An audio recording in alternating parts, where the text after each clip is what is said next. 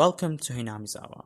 Well, you might not know the reference, but I started watching Higurashi, which is an anime known for its horror, and I've seen that most people are attracted to the gore of it, and as far as I know, there isn't even any real gore in there, or depict the characters as psycho yanderes, when for me, it's more of a tragedy that's very, very soul-wrecking. It's about when people choose to be paranoid instead of trusting each other, even though they have every reason not to do it, which I noticed in Keiichi, the supposed protagonist of the first arc, and by the way, I've only watched 2 episodes so far, and it's already made me spiral and cry and angry, and I haven't even started yet. Like, all the things I'll talk about are less of spoilers, but more of the plot itself, maybe. I only watched it like once a night right before I sleep with the lights dim, and I believe everybody should watch it except for Go and Satsu, which are claimed to be a sequel, but they're really just meaningless cash grab with no real story or anything like that. But anyway, we'll talk about that later. What I wanted to focus on this video is how terrible lying can be even when you're scared or want to protect someone, because from what I've seen, that can lead to some devastating consequences, as we'll see. And even before that, I was really hating that thing to some degree. Like, I'm not an angel, and when I was desperate or embarrassed, I used to lie, especially by omission, which I rationalized to be justified, especially like 2 or 3 years ago. But lies themselves, including so-called white lies, really made me feel like shit. So I'm always being told a lie, even if it's meant for my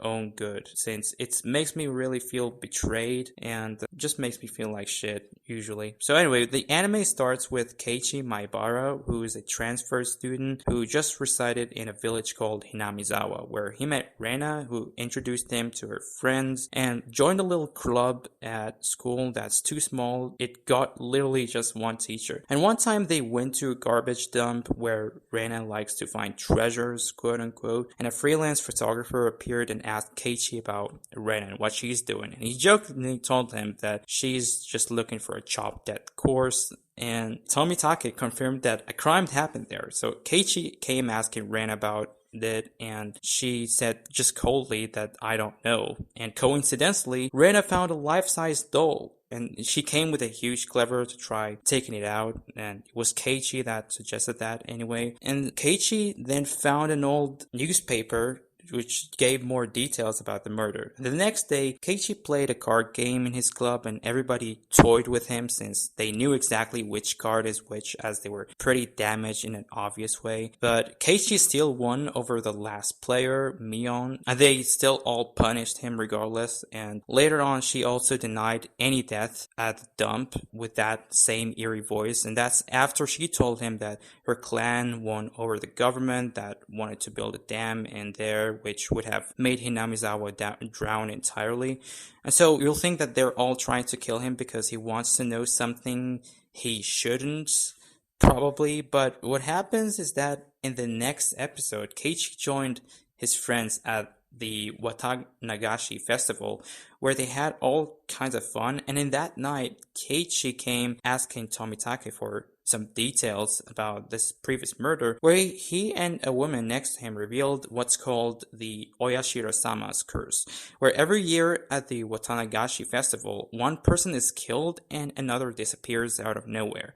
The next day at school, Keiichi was sleeping and he had heard Mion and Rena silently talking about it and whether it would be their turn, and the teacher asked Keiichi to come to her outside the class and referred to Oishi-san, who is a detective who asked Keiichi about Tomitake, who literally died just a bit after he talked to him that night. And the woman, on the other hand, disappeared. So Keiichi started to know what's going on. Probably he already knows that Rena and Mion were scared of the curse since he literally heard them whispering about it, and should have then understood why they lied to him about the past damn murder. But instead of talking to Rena about the curse, he just asked if she is hiding something or keeping secrets from him. So Rena asked him back if he's doing the same thing to her and her friends, because he was supposed to talk to the teacher, but instead he's saw an old man in a car. So yeah, she basically stalked him for some reason. And so he said that the conversation with that man wasn't important and that it had nothing to do with her. And she knew he was lying. And from there, things would probably go to become worse and worse. And I somewhat couldn't just bear watching this since I have to face consequences of something I didn't choose. And they did get worse when Rena continued stalking him in his home by bringing him tea via his dad while he was talking to the officer again about the curse. And you might say, well, that's just an anime and all these things are very expected. But the thing that actually scared me is that I thought I am Keiichi and like I've always been on his shoes. And at first I would have